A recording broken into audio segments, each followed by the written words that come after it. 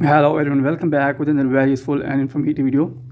In this video, I'll show you how you can delete WhatsApp call history on your iPhone device after updating it to the latest version iOS 26.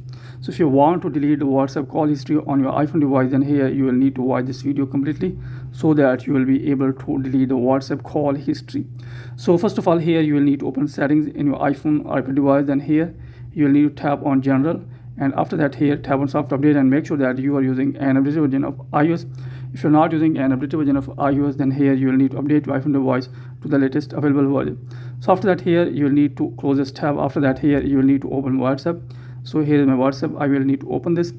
So after that here you will see this interface. Here you will need to tap on calls.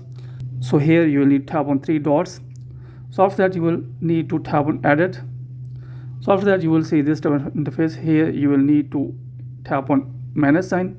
After that here you will find the delete option. You will need to tap on delete, then this history will be deleted. So in this way you can tap on this, then after that here you will need to tap on delete. After that the call history will be deleted which you want to delete.